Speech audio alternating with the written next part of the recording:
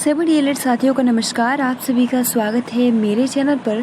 और फ्रेंड्स, आज के इस वीडियो में डिस्कस करने वाले हैं UP DElEd second semester subject सामाजिक अध्ययन, जो कि आपका 5th पेपर होता है और 50 नंबर का होता है, जिसमें से आपको 25 नंबर लाना अनिवार्य होता है। तो चलिए फ्रेंड्स, शुरू करते हैं। वीडियो को लाइक कर दीजिए और अपने फ्रेंड्स मित्रों को शेयर कर दीजिए। और अगर आप चैनल पर पहली बार विजिट कर रहे हो तो चैनल को सब्सक्राइब कर सकते हो, क्योंकि हम यूपी डीएलएड से रिलेटेड सारी क्लासेस प्लस जितनी भी इन्फॉर्मेशन है इस चैनल के माध्यम से आप सभी को प्रोवाइड करते हैं। सो लेट स्टार्ट, जिसमें सबसे पहला जो प्रश्न है और आप सभी को जो टाइमिंग दी जाएगी वो मात्र 3 सेकेंड की टाइमिंग दी जाएगी। तो चलिए शुरू करते हैं, जिसमें सबसे पहला जो प्रश्न है कि, और आप लास्ट में ये बता सकते हो कि कितने क्वेश्चन गलत हुए आप सभी के। तो 12 नंबर प्रश्न है कि भारतीय नागरिकों को कितने मूल अधिकार प्राप्त हैं? 2, 4, 6, 8। बिल्कुल सही, भारतीय नागरिकों को 6 मूल अधिकार प्राप्त है। ऑप्शन नंबर यहाँ पर सी बिल्कुल सही है। अगला प्रश्न है कि सूचना का अधिकार अधिनियम 2005 पारित हुआ। तो सूचना का अधिकार अधिनियम कब पारित हुआ था? ऑप्शन है 15 अप्रैल 2005 को, ऑप्शन बी 15 जून 2005 को, ऑप्शन सी 15 अगस्त 2005 को, या फिर 15 सितंबर 2005 को। क्योंकि 2005 में ईयर है, लेकिन इसका एक एग्जिट मंथ और एक एग्जिट डेट आप सभी को पता है 15 ही होगा, लेकिन एक एग्जिट डेट मंथ क्या होगा? ईयर भी सेम है ऑप्शन में, डेट भी सेम है, बट बस इसमें क्या डिफरेंट है? तो जो मंथ है ये करेक्ट कौन सा होगा? बिल्कुल सही, यहाँ पर सूचना का अधिकार, ठीक है, सूचना का अधिकार अधिनियम 2000 पारित में हुआ 15 जून 2005 को। इसलिए यहाँ पर ऑप्शन नंबर जो है बी बिल्कुल क्या है? सही है। अगला प्रश्न है कि सूफी संप्रदाय के धर्म उपदेशक कहलाते थे? सूफी, जर्राह, पीर, खानसामा। तो जो सूफी संप्रदाय के धर्म उपदेशक क्या कहलाते थे?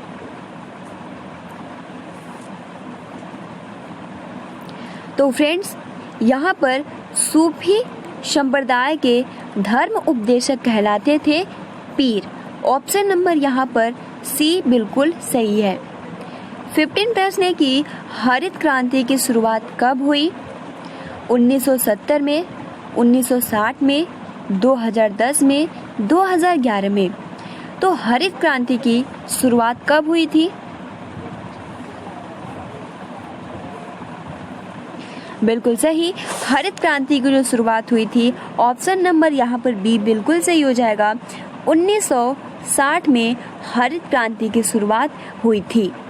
ऑप्शन नंबर बी बिल्कुल करेक्ट है। अगला जो प्रश्न है कि हरित क्रांति संबंधित है कृषि के व्यापारीकरण से, कृषि उत्पादन आत्मनिर्भरता से, पशुधन से, कृषि उत्पादन वृद्धि से। तो हरित क्रांति संबंधित है, क्या आंसर होगा फ्रेंड्स? बिल्कुल सही, ऑप्शन नंबर यहाँ पर बी करेक्ट हो जाएगा। हरित क्रांति संबंधित है कृषि उत्पादन में आत्मनिर्भरता से, और इसकी शुरुआत जो हुई थी 1960 से हुई थी। तो ये हरित क्रांति से 2 फैक्ट याद कर लीजिएगा। हरित क्रांति की शुरुआत हुई 1960 में, और हरित क्रांति किससे संबंधित है? तो कृषि उत्पादन में आत्मनिर्भरता से। इसलिए यहाँ पर ऑप्शन नंबर जो हो जाएगा फर्स्ट बी करेक्ट आंसर होगा। 17 नंबर प्रश्न है कि चोल काल निर्मित सर्वोत्कृष्ट प्रतिमा है? विष्णु की, नटराज की, भगवान वेंकटेश्वर की, भगवान बुद्ध की। तो चोल काल की निर्मित सर्वोत्कृष्ट प्रतिमा है, क्या आंसर होगा?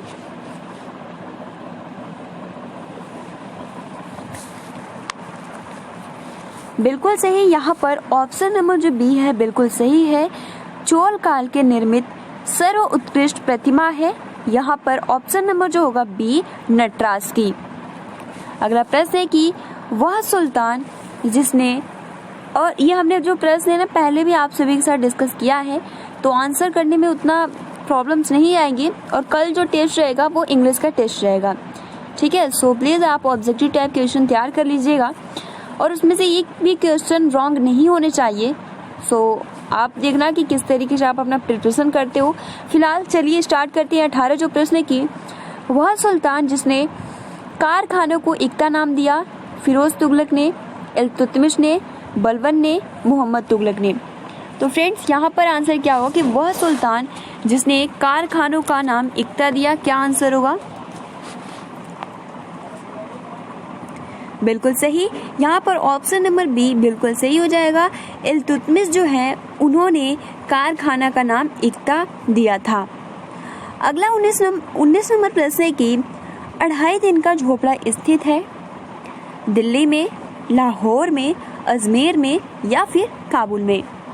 तो 2.5 दिन का झोपड़ा स्थित है, कहाँ पर स्थित है?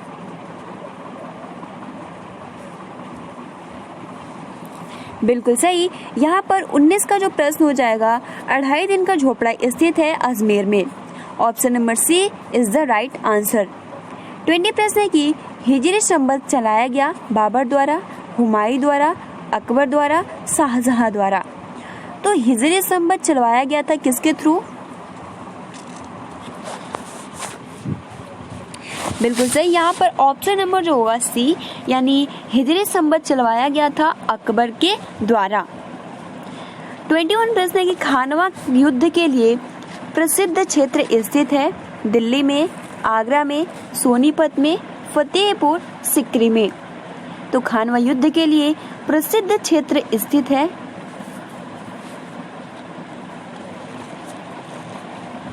बिल्कुल सही, 21 का जो क्या आंसर हो जाएगा वो हो जाएगा फतेहपुर सिकरी में खानवा युद्ध के लिए क्या है? प्रसिद्ध क्षेत्र स्थित है। अगला 22 प्रश्न है कि मराठों की स्वतंत्रता के युद्ध का नेतृत्व किया दुर्गादास ने, अहिल्याबाई ने, ताराबाई ने, जीजाबाई ने। तो ये प्रश्न तो हमने पहले बहुत ही अच्छे से आप सभी के साथ शेयर किया था। तो मराठों की स्वतंत्रता के युद्ध का नेतृत्व किसने किया था? ऑप्शन नंबर यहाँ पर सी हो जाएगा, ताराबाई ने। अगला प्रश्न है कि लोकसभा में राष्ट्रपति द्वारा आंग्ल इंडियन सदस्यों को मनोनीत करने की संख्या है 2, 4, 5, 12। तो लोकसभा में राष्ट्रपति द्वारा आंग्ल इंडियन सदस्यों को मनोनीत करने की संख्या है, बिल्कुल सही, ऑप्शन नंबर यहाँ पर फर्स्ट करेक्ट हो जाएगा 2। 24 प्रश्न है कि सर्वोच्च न्यायालय को अपने फैसलों को बदलने का अधिकार है, बदलने का अधिकार नहीं है। 2 ही ऑप्शन है, बता दीजिए इसी 2 में, ज़्यादा टाइम लग रहा है ना। सो 2 ऑप्शन है, बता दीजिए 2 में से कोई सही होगा। बिल्कुल सही, सर्वोच्च न्यायालय को अपने फैसलों को बदलने का अधिकार होता है, इसलिए यहाँ पर ऑप्शन नंबर फर्स्ट बिल्कुल सही है।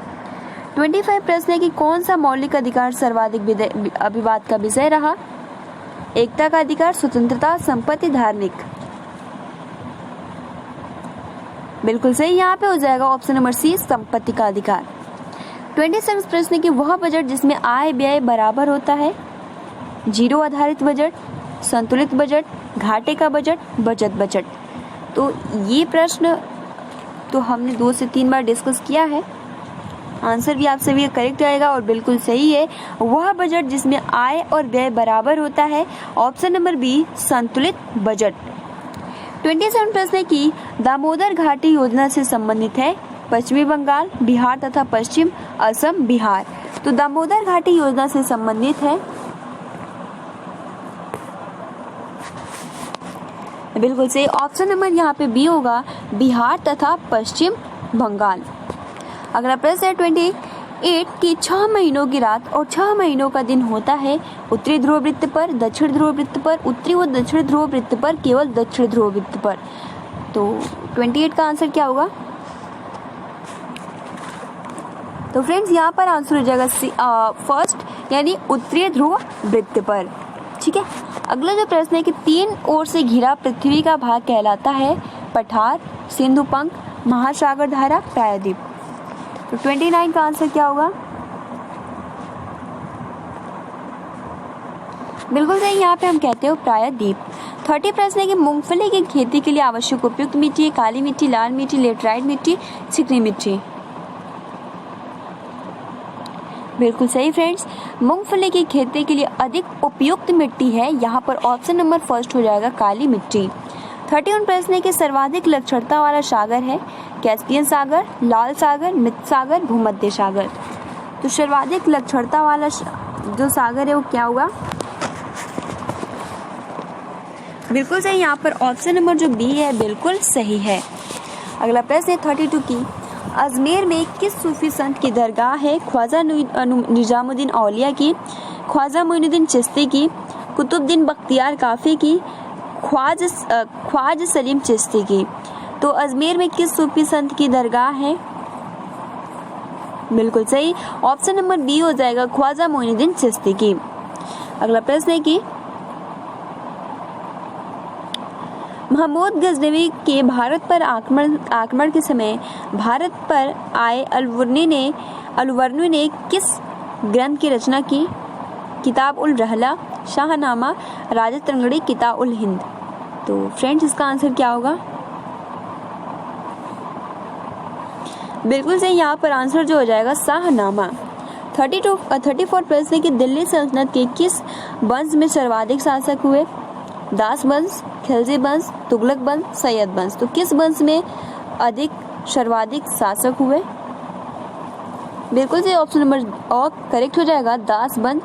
35 प्रश्न है कि प्रयाग प्रशस्ति संबंधित है चंद्रगुप्त प्रथम से, समुद्रगुप्त से, कुमारगुप्त से, स्कंदगुप्त से। तो प्रयाग प्रशस्ति संबंधित है, बिल्कुल सही, ऑप्शन नंबर यहाँ पे बी हो जाएगा प्रयाग प्रशस्ति संबंधित है समुद्रगुप्त से। 36 प्रश्न है कि तुगलक वंश का संस्थापक था फिरोज तुगलक, गियासुद्दीन तुगलक, मोहम्मद तुगलक, खान जहां मकबूल। तो तुगलक वंश का संस्थापक है या था? तो फ्रेंड्स यहाँ पर जो राइट आंसर हो जाएगा तुगलक वंश का जो संस्थापक था option number B Ghiyasuddin Tughlaq. 37 प्रश्न है कि तुगलक काल में प्रथम हिंदू राज्य का निर्माण हुआ जिसका नाम था वारंगल, देवगिरी, भदरा, विजयनगर। तो तुगलक काल में प्रथम हिंदू राज्य का निर्माण हुआ जिसका नाम था, बिल्कुल से ऑप्शन नंबर डी विजयनगर। 38 प्रश्न है कि चीनी यात्री हवेन सांग किस उद्देश्य से भारत आया? बौद्ध धर्म ग्रंथों की प्रांतिया प्राप्त करने के लिए, नालंदा विश्वविद्यालय में अध्ययन करने के लिए, भारतीयों के जीवन का अध्ययन करने के लिए, भारत में चीन राजदूत का कार्य करने के लिए। 38 का आंसर क्या होगा? बिल्कुल सही, ऑप्शन नंबर फर्स्ट बिल्कुल करेक्ट है। यहाँ पे हो जाएगा बौद्ध धर्म ग्रंथों की प्रांतिया प्राप्त करने के लिए। अगला 39 प्रश्न है कि भारत के दक्षिण पठार अधिकांश बने परतदार शैलों से, रूपांतरित शैलों से, आग्नेय शैलों से, उपयुक्त कोई नहीं। तो भारत के दक्षिण पठार अधिकांश बने हैं, बिल्कुल सही, ऑप्शन नंबर सी हो जाएगा आग्नेय शैलों से। 40 प्रश्न है कि विश्व के 7 आश्चर्यजनक इमारतों के नाम में शामिल है कुतुब मीनार, ताजमहल, हवा महल, जम्मा मस्जिद। तो फ्रेंड्स यहाँ पर राइट आंसर हो जाएगा ताजमहल। अगला प्रश्न है 41 की पर्वतीय क्षेत्रों में गहरी शंकरी घाटी को कहते हैं विसर्प, हिमोड़, गॉर्ज, भृगु। तो पर्वतीय क्षेत्रों में गहरी शंकरी घाटी को कहते हैं क्या विसर्प या हिमोड़ या गॉर्ज या भृगु? तो फ्रेंड्स यहाँ पर होगा पर्वतीय क्षेत्रों में गहरी शंकरी घाटी को कहते हैं गॉर्ज। 42 प्रश्न है कि पूर्णिमा से अमावस्या तक घटते चाँद के पखवाड़े को कहते हैं शुक्ल पक्ष, कृष्ण पक्ष, शुक्ल और कृष्ण पक्ष दोनों, उपरोक्त में से कोई नहीं। तो 42 का आंसर क्या होगा?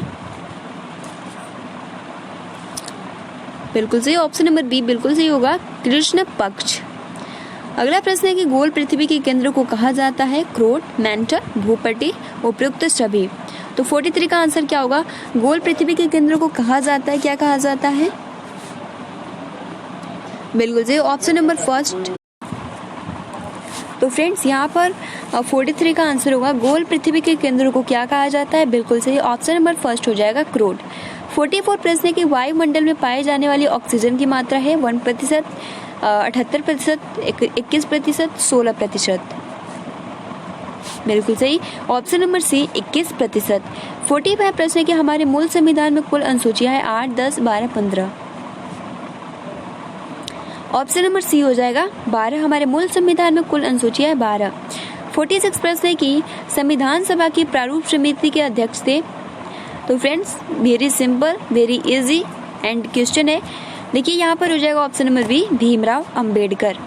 देखिए अध्यक्ष जो थे वो राजेंद्र प्रसाद, लेकिन अगर हम कहें संविधान सभा की निर्मित समिति के जो अध्यक्ष है डॉक्टर भीमराव अंबेडकर हैं। सो यहाँ पर ऑप्शन नंबर बी। 47 प्रश्न है कि एक मिनट कि अजंता में गुफाओं की संख्या है 42, 20, 25, 30। तो अजंता में गुफाओं की संख्या है बिल्कुल सही 30, यहाँ पे राइट हो जाएगा। अजंता में गुफाओं की संख्या है। 48 प्रश्न की बिंदुसार की मृत्यु के समय अशोक किस स्थान का वायसराय था? तक्षशिला, उज्जैन, सौराष्ट्र, तौसाली। बिल्कुल सही, ऑप्शन नंबर यहाँ पे फर्स्ट हो जाएगा तक्षशिला। 49 प्रश्न की किस सम्राट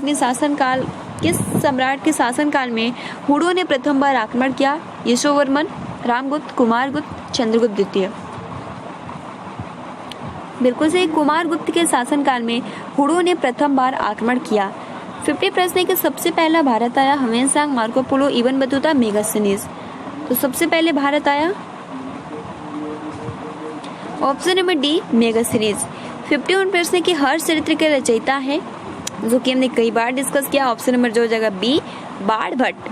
52 प्रश्न तराइन का प्रथम युद्ध। चलिए हम द्वितीय युद्ध पूछते हैं कि तराइन का द्वितीय युद्ध किसके बीच और द्वितीय युद्ध का डेट कब था और पाल वंश की स्थापना किसने की? गोपाल ने, धर्मपाल ने, देवपाल ने, नारायणपाल ने।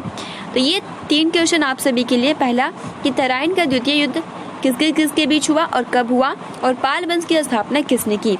तो फ्रेंड्स आज आप बता सकते हो कि कितने क्वेश्चन में से कितने क्वेश्चन बस गलत हुए।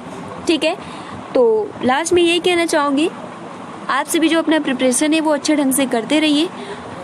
ठीक है, ताकि आप सभी के जो मार्क्स है अच्छे आए। तो वीडियो को अभी तक आपने लाइक नहीं किया है तो प्लीज़ गाइस लाइक कर सकते हो और अपने फ्रेंड्स मित्रों को जरूर शेयर कीजिए। Thanks for watching, take care and best of luck.